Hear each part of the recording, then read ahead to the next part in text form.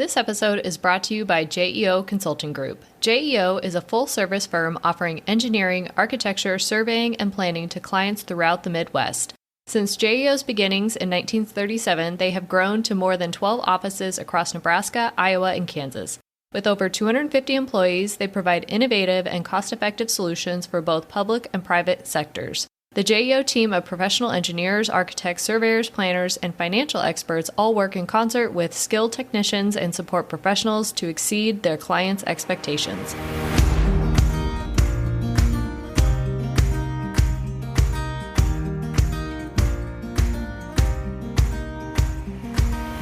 You're listening to the Booked on Planning podcast, a project of the Nebraska chapter of the American Planning Association. In each episode, we dive into how cities function by talking with authors on housing, transportation, and everything in between. Join us as we get booked on planning.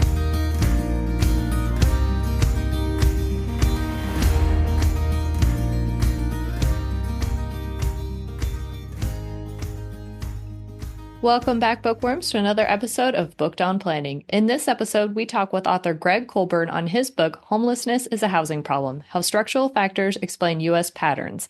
As Greg reminds us in the interview, this book is really focused on the factors that explain homelessness at a regional level, not at the individual level. So while factors like poverty or addiction will predict why someone might end up losing their housing, it does not explain why Chicago has less homelessness than San Francisco. This book is a fantastic deep dive into what is most likely one of the worst culprits of our housing crisis today at a city level, an overall lack of housing at every affordability level. Without housing, our crisis response systems become a bottleneck for people entering homelessness that have nowhere to go to exit the system. Thinking of the homeless response system in a systems approach, as the book advocates for, as well as infrastructure, like we would think of building roads, was an enlightening perspective. If we can shift our thinking to treating home building the same way that we do road building, we could boost support for getting more housing built to help alleviate homelessness in our cities. Hopefully, after this discussion, you will see the benefit of shifting your perspective on homelessness. Let's get into our conversation with author Greg Colburn on his book, Homelessness is a Housing Problem: How Structural Factors Explain U.S. Patterns.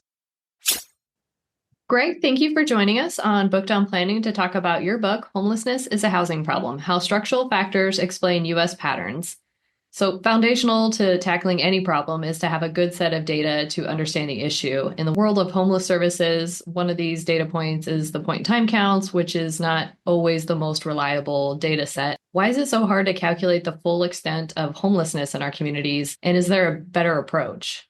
Well, first of all, thanks for having me. I appreciate the opportunity to be on the podcast with you. So, this is a difficult population to count. That's the simple answer to this question. And I think that's a pretty intuitive for most folks when they hear that the point in time count is inaccurate or not as precise as we'd like it to be. It's understandable why that's the case. And so there's been a lot of research over the years showing that the point in time count is likely an undercount and potentially a significant undercount, and particularly with folks who are living in unsheltered situations, because it's sometimes hard to find them if they're in the woods or under a bridge or whatever the case may be. And so, there's been a lot of time spent thinking about how we can improve that. I was actually just at a presentation last evening with some researchers from the University of Washington who have been working with King County to improve their method of counting and estimating the homeless population using kind of a snowball sample where you talk to someone and they refer you to people, and they are making the argument that this will lead to a more precise measure. Not perfect, but a more precise measure. And so I think collectively the nation is trying to move in that direction. We use the pit count in our book, and people said, well, how could you use numbers that we know are wrong in your book? And what I say to that is the reason we're comfortable doing that is we're taking a pretty broad brush look, which is we're saying that Seattle has 5 times the homelessness of Chicago. Might that be 6 times? Very possibly. The undercount is probably greater in Seattle than in Chicago. And so we are not making a precise analysis. I think when you try to make precise analyses with the pit count, that's where it becomes problematic. And so when people say, well, why don't you run the analysis of if rents go down by 10%, what's going to happen to homelessness? And that requires a really precise understanding of what happens year to year. And that's where things get a little dicey. And so the pit count is useful. It's important. It's great that we have it versus not having it with all of its shortcomings. We just have to kind of exercise humility in how we're using those numbers. And just so we all get on the same page during the conversation, I know this is a difficult request, but can you kind of define homelessness and explain why this is actually somewhat difficult to do, really? For sure, for sure. So the definition of homelessness is not uniform around the world, is the first point. And so I'll describe how we define it in the United States, provide some global context on how other people define it, and then break down kind of the homeless population in the United States, which is important for this conversation. So U.S. Department of Housing and Urban Development has defined homelessness as people who are living in homeless shelters and people who are living in locations that are unfit for human habitation. That's a quote from the definition. And so unfit for human habitation would include living in your car, living in a tent, living on a street, etc. What is not included in the US definition is, Jennifer, if out of the kindness of your heart, I fall into a tough time and say, can I sleep on your couch for a while? And you say yes. And I'm now living doubled up in your home.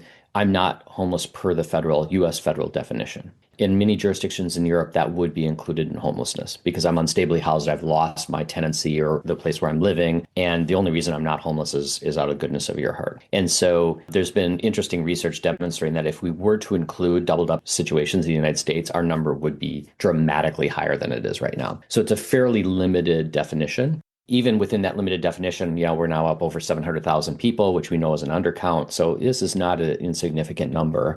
And then what's really important is to kind of break down that population. And we can do that in a variety of ways. One of the most common ways is just sheltered versus unsheltered. And so that's a key differentiation that HUD uses and local jurisdictions use to differentiate. And so you'll see places like New York City, which have huge shelters, huge capacity, where the large, 95% of the people experiencing homelessness in New York City are residing in shelter. In the West Coast, Seattle all the way down to Los Angeles, far more limited shelter systems. And so what you'll see is, in many cases, more than half of the people experiencing homelessness are unsheltered. One, the homeless populations are high and the shelter response is more limited on the West Coast. And so the breakdown is different in different geographies. Your whole book is about what is the cause of homelessness. And I think a lot of people, if you ask them, would give different reasons. And some of the examples might be addiction causing them to lose their housing. But you describe in the book that these kind of things are just risk factors and not the actual cause. So can you describe the difference between what a risk factor would be and what the real driver of homelessness is and why it's important to distinguish between the two of them? Sure. And just to be really clear, those risk factors that you identify at the individual level are causes at the individual level. So what we're not saying is that addiction, mental illness, poverty aren't causes. They are if you're trying to predict the likelihood of homelessness for an individual person. The purpose of our book is to explain regional variation, to explain why some cities have a lot of homelessness. When your unit of analysis is a city, those factors are not causes of homelessness. That is not why Seattle has so much more homelessness than Chicago. And so what we do when we're looking at through a city lens, and what we say in the book is this book is about cities, not about people. And it's not because people don't deserve dignity and respect and care and compassion. Of course they do. What we're trying to do in this book is explain what the heck is going on in Seattle and San Francisco and Los Angeles. That's the purpose of the book. When you use that lens, when you use that focus, these other factors help to explain who becomes homeless in Seattle. It doesn't explain why Seattle has 5 times the homelessness of Chicago. So we would call, at a community level, the shortage of affordable housing as the root cause of this crisis and the primary explanatory factor of why Seattle has so much homelessness. And then these other individual risk factors are really sorting mechanisms that kind of help to identify people who aren't going to have housing when there's not enough housing. This level of homelessness, especially unsheltered homelessness, is a relatively new phenomenon that we started to see in the 1980s. So what are some of the causes of this crisis, as you say, in the cities, big cities having disparate housing issues?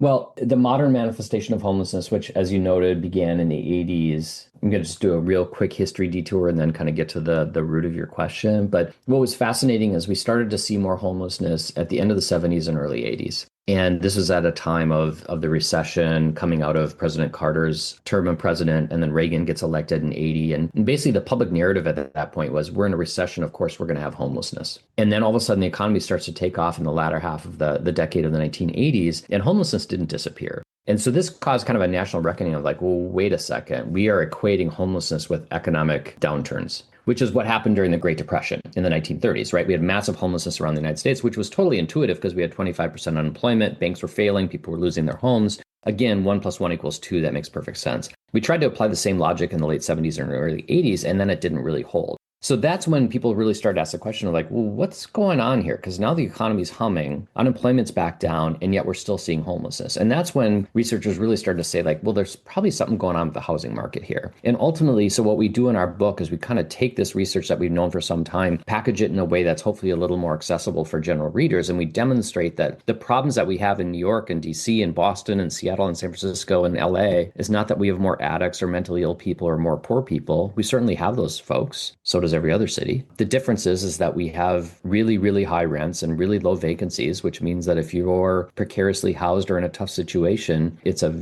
very little margin for error. You know, you might be able to figure it out in St. Louis where rents are $750 a month. Trying to figure it out in San Francisco when it's $2,500 a month is just really, really hard. So that's kind of the thesis that we're making, is that these housing market conditions are by far the best explanatory factor for huge rates of homelessness in our coastal cities. When most people think of the regional differences that we were just talking about in homelessness, we often hear, well, those communities, like they either encourage homelessness by providing social support, or the weather is good there. So of course the unhoused people go there. But your book points out that the data shows that those factors really actually aren't all that important when we are talking about why this disparate action is occurring as well. So can you also explain this? So those factors are, I jokingly call them the cocktail party conversation around homelessness. When people lecture me about homelessness as I'm holding a glass of red wine, this happens far more than I would like, and certainly more than my wife would like as she rolls her eyes. So anyway, it's like, as the conversation goes, Greg, it's warm in LA and it's cold in Chicago. Of course, LA is going to have more homelessness. And so that's a true statement. I've lived in Chicago. It's very cold. But when we zoom out, there's plenty of warm locations that don't have a lot of homelessness. Cities in Arizona and Texas and Florida. And there's a lot of cold places like Boston and New York that have tons of homelessness. And so it's really tempting to blame Mother Nature, because then we don't have to look at ourselves in the mirror, is the way I kind of think about that explanation. And it makes some intuitive sense of when you walk around LA, and LA is pretty mild and temperate. And it's like, okay, yeah, I think I'd rather be homeless there than in Chicago. That might be true. I don't want to be homeless anywhere. Let's be very clear about that. But yeah, it might be better than Chicago. But that could be true. But it also, there's an implication in this idea, is that people are then moving to those locations because of this temperate climate, which then gets into this whole magnet idea, whether it's warm weather or generous benefits, that we're creating the conditions to attract people to communities. And that's why we have tons of homelessness on the West Coast. And what we see in the research is very, very little evidence of that. Margot Kuchel at University of California, San Francisco did this huge study of homelessness in California. And they found that 90% of the people experiencing homelessness in California are from California. So is there an anecdote to the contrary? Of course. And someone might get a hold of that person in a newspaper and write an article about it. And that then cements in people's minds that this is a mobility story. Ultimately speaking, the vast majority of people experiencing homelessness in communities are from that community. There is mobility from like suburban locations to the urban core, because that's where services and transportation exist. But state to state mobility, that's not the story here. That's not why LA has a lot of homelessness. We test it in the book looking at TANF, which is the primary federal welfare program for families, typically women and children. What we see is people are not congregating in states with more generous benefits. People are not making locational decisions to uproot their lives for an extra $100 or $150 a month, right? The idea of generous benefits, we always have to put in quotation marks, because they aren't terribly generous. They're just more generous than South Carolina, for example. And so because of the disruption to social networks and the cost and the inconvenience of moving, what we see is that low-income folks actually move state to state at very, very low levels. They tend to move a lot, but it tends to be local moves. It's not state to state moves. And so this magnet theory of, boy, if we just stop providing benefits, then all of this will go away is super prevalent. It's been around for a long time. And I kind of joke, but it's true. I've heard this almost every place I go. And I tell people, like, that's not how magnets work. You all can't be the destination. Like Physics 101 would teach you that. Yeah, it's a sticky, prevalent explanation that almost has zero empirical support for it. Well, it doesn't seem to me to have too terribly much common sense support either. I mean, I do get, if you were going to be homeless, maybe you'd want to be warm, but Yep. people are people regardless of their situation. Like, you want to stay where your support system is. You want to be where your family and your loved ones and your friends are, where you might have a chance. So it never really made sense to me that people would just uproot entirely for, like you say, an extra $100. Right. It doesn't make much sense either, but there are plenty of people for some reason who want to blame the outsider, whether it's asylum seeker or migrant, or it's someone from Indianapolis moving to LA. It's prevalent.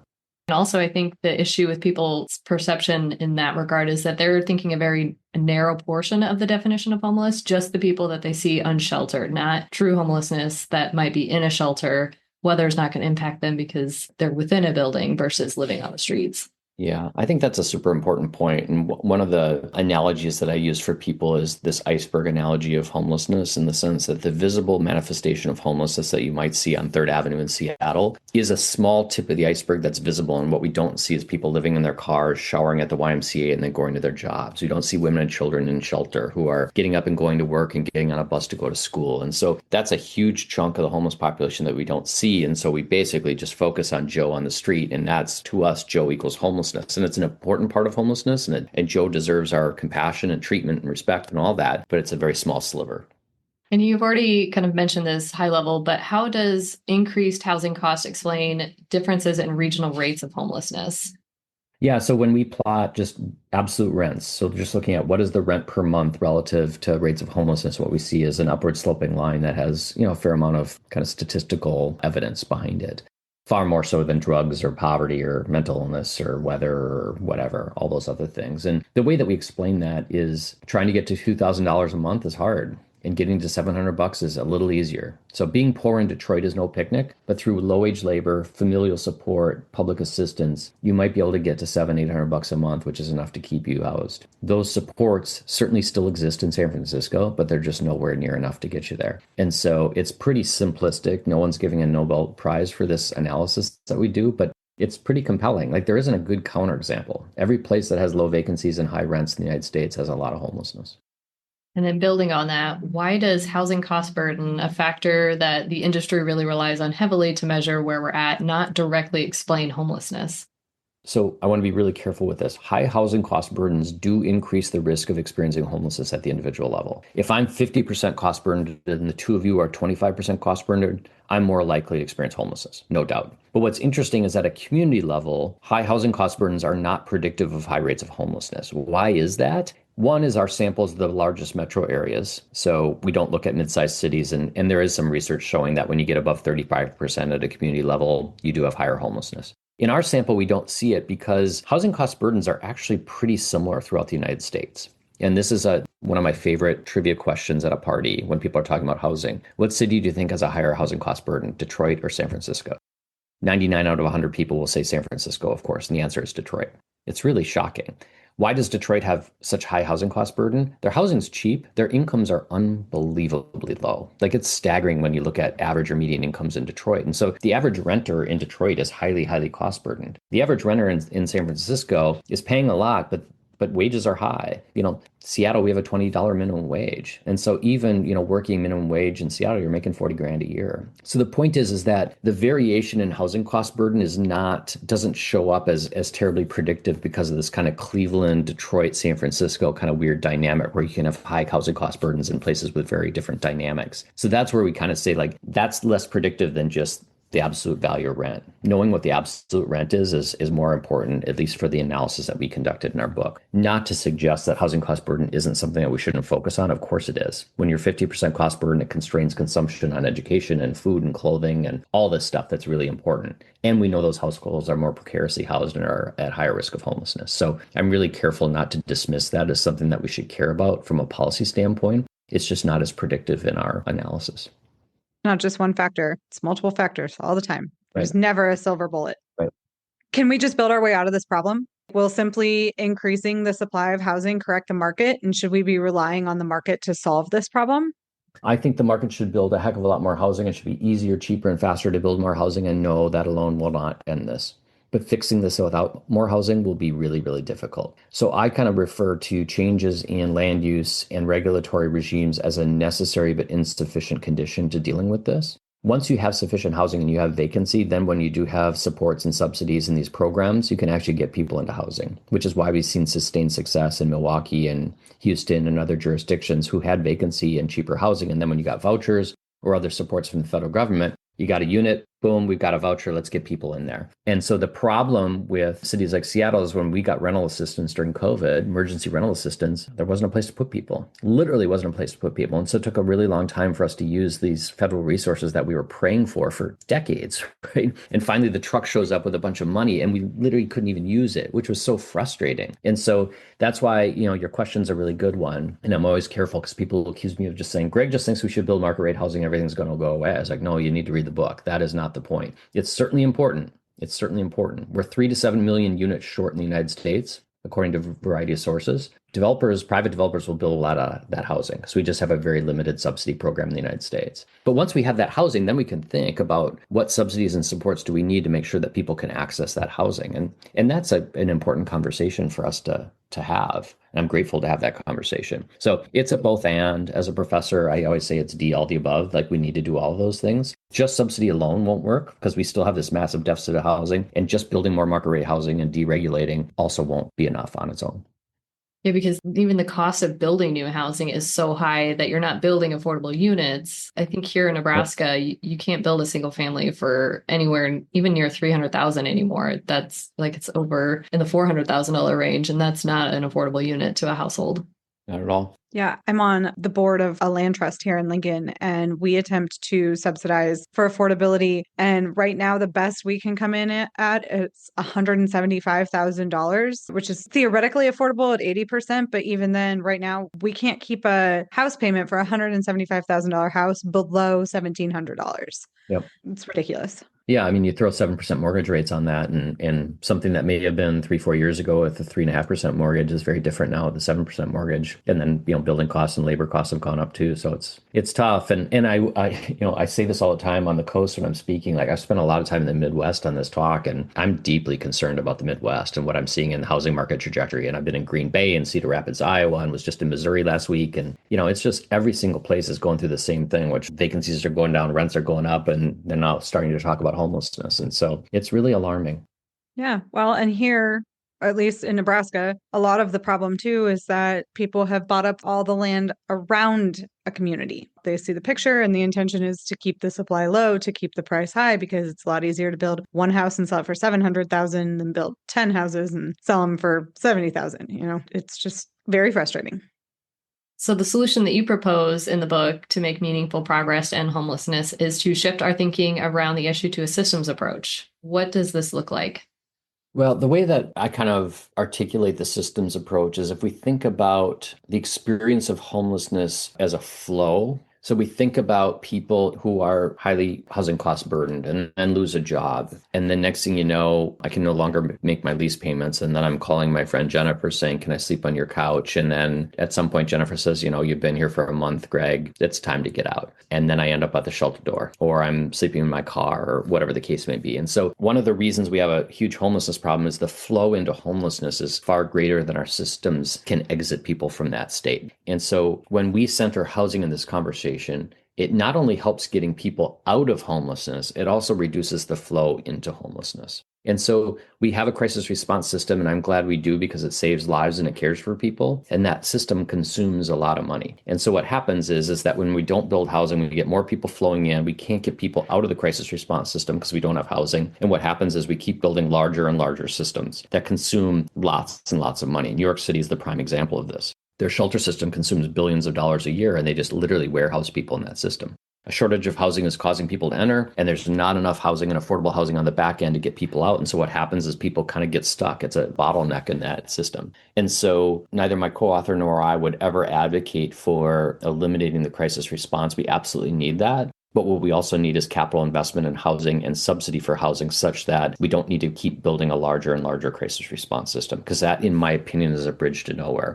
Is it better than potentially having people on the street? Yes and no. Some people say yes, some people say no. But if you've ever spent any time in a homeless shelter, it's not a place that I would want to spend any material time. We know the impacts on kids are terrible once they get into shelter, right? And so we have to keep thinking about that. And I just think about LA all the time, which is the good people of LA who are working in the crisis response system just get torn apart in public opinion in the newspaper every day. They're actually getting a ton of people into housing. It's actually remarkable. But then the flow in is even faster. And so the numbers go up, and then everyone says they don't know what they're doing. They're incompetent. It's like, no, that's totally unfair. They're actually really good at what they do. What we're incompetent at is we've created the conditions for people just to be flowing into homelessness at such high rates.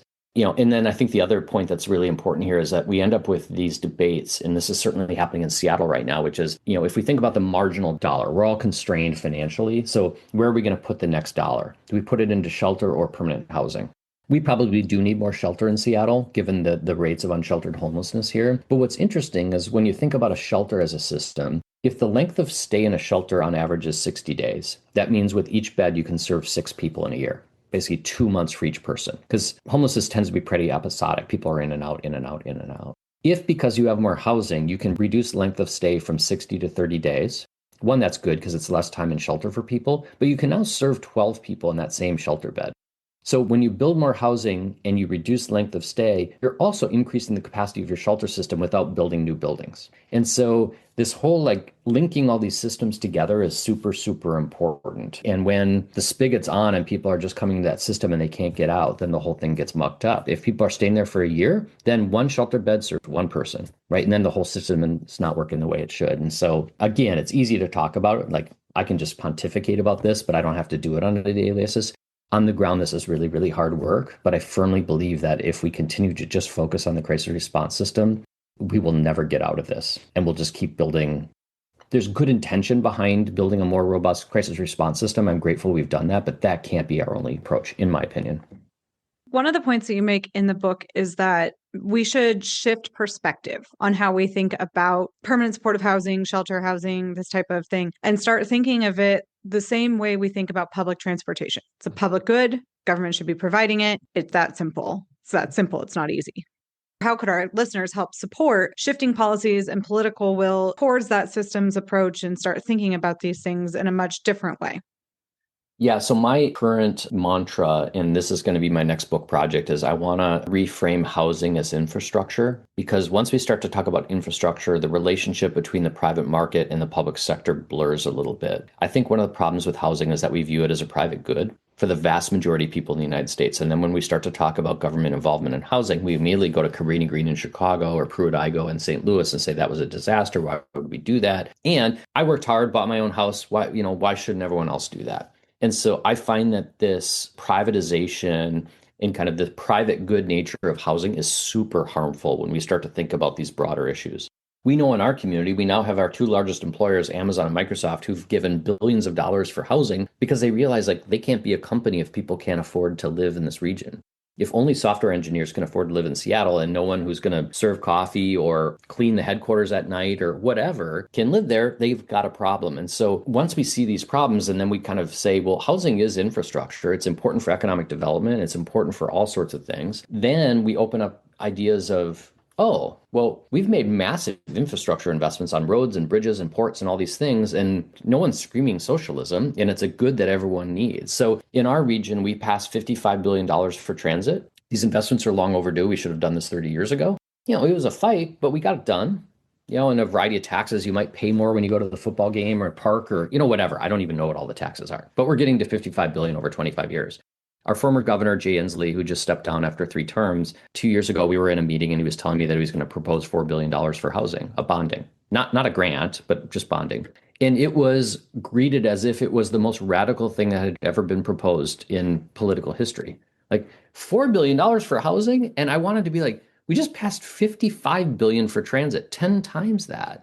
Yet $4 billion for housing was like dead on arrival. I mean, it went nowhere. It was immediately out. And so I think part of the problem is like, we just don't think about it in that way. And so I think changing the way that we think about housing, that it is vital to the health of communities. It's vital to the health of our economy. Then we can start to have a broader conversation of, oh, well, what if government had a more active role in financing housing, such that you're not paying 7% on a mortgage, you're paying 1% when you develop it, or, whatever the case may be. And then you blur the lines between public and private and just recognize that communities are not going to be healthy and vibrant if people can't afford to live there. Sometimes I feel like I'm spitting into the wind on that, but that's kind of the current message that I'm going for. I think it's really, really important. And I will say the one beneficial byproduct of this crisis is that I think more people are open to listening to that now. In Seattle, it's like, I'm never going to see my grandkids because my kids and grandkids can't afford to live here. And now they're living in Iowa. That kind of, sometimes it's selfishly motivated, but I frankly don't care how you get there. But if you kind of get to the point where this is a problem, it might be that you're just frustrated that you continue to see people on the street and you don't want that. Fine, come on in, let's talk about this. We need to do something different. Otherwise, you're still not going to see your grandkids and there are going to be a lot more people on the street. Well, when you write that book, we're more than happy to have you back on to talk more in depth about reframing the conversation as an infrastructure issue. I'm happy to do it. I got to write the darn thing first. And as this is Booked on Planning, what books would you recommend our readers check out? I recommend a lot of books when I'm on the road. One that I think is really important, we didn't talk about this in this conversation, but it's super important, is the local politics around housing decisions. And so you just think about Tuesday night planning commission, they're going to talk about a multifamily housing development, and then 5 people show up and say no. And then in the name of democracy, the city council or the planning commission says, well, 5 people showed up, they said no, so the answer is no. And then we end up with a screwed up housing system. And so Katie Einstein and colleagues at Boston University wrote a book called Neighborhood Defenders, which is an awesome description of basically how this process worked in Cambridge, Massachusetts. But it's applicable to every jurisdiction in the United States. Because whenever I bring this up, everyone laughs and says, that's exactly what's going on in my community. And so what it demands of us is to kind of rethink civic engagement and planning processes. And because the problem with the way that we've done it to date is the people who would benefit from that housing are not invited to the meeting, right? Because you can't afford to live in Cambridge, Mass. And so who shows up? It's people like me, over 50, they're white, they're single family homeowners, and they say no. And then elected officials or appointees to these councils or commissions say, well, we have to listen to our constituencies. And so I think that's, for planners, a really important book. And the concept is super important because even if you buy the argument that we make in this book, we still have to get over this huge local political impediment of how do we then transition from where we are now to different land use, different built environment, all that kind of stuff. And so I think that's a really good book. Another book that I would recommend, and I look at homelessness kind of from a structural perspective, and Kevin Adler and his co-author look at homelessness from a very individual level and kind of centering relational breakdown or lack of relationship. And so their book is When We Walk By. And it's kind of an ethnographic look at homelessness and the work that Kevin's done in terms of connecting people experiencing homelessness with family members with whom they might be estranged. It's a super touching book, a compelling read. It kind of, to me, brings a nice counterbalance to our work, which is a little more clinical and not super personal. The reality is there are real people behind all of this. And so I really appreciate Kevin and Don's work on this book and kind of bringing that to light. Another homelessness book that I would recommend is a recent publication from Brian Goldstone called There's No Place Like Us. And it's another ethnography of folks who are working in Atlanta who are struggling to maintain stable housing. And so, again, it's a really important story. I think there's a debate about whether data or stories move people to action. And so I tend to move on data, and there's certainly people for whom that resonates, but for other folks, it's these individual stories that really matter. And so I do think having a literature of both storytelling, narrative, as well as data is important because we need to hit people where they are. And so those are a few books that have been at top of mind for me recently, but we could spend the next hour talking about great books because there's so much important literature on this. There is. I have read There Is No Place for Us, though. And it's so fascinating because when people think about homelessness, many think that those are the people who are just out panhandling. And not that there's disgrace or anything in any action that you have to take to survive. But people think, oh, these people are lazy. They have no job. They have no gumption, whatever. But in reality, many of these people are working multiple jobs, as you said, in Detroit. Making $5 an hour takes multiple jobs to get up to a decent salary. So this book particularly hit me hard.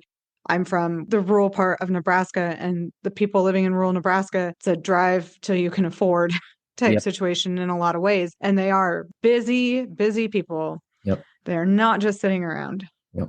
I mean, in Seattle, the last census I saw was over half the people in shelter in Seattle are employed. And so there's just a misperception. And certainly there are folks who are not, and we still need to care for those folks and provide treatment, et cetera. But there's a whole swath of people who are working pretty darn hard and still living in conditions that I don't think any of us would be real proud of as a society that this is what's happening. Greg, thank you so much for joining us on the show to talk about your book, Homelessness is a Housing Problem: How Structural Factors Explain U.S. Patterns. My pleasure. I enjoyed it. We hope you enjoyed this conversation with author Greg Colburn on his book, Homelessness is a Housing Problem: How Structural Factors Explain U.S. Patterns. You can get your own copy through the publisher at the University of California Press, or click the link in the show notes to take you directly to our affiliate page. Remember to subscribe to the show wherever you listen to podcasts, and please rate, review, and share the show. Thank you for listening, and we'll talk to you next time on Booked on Planning.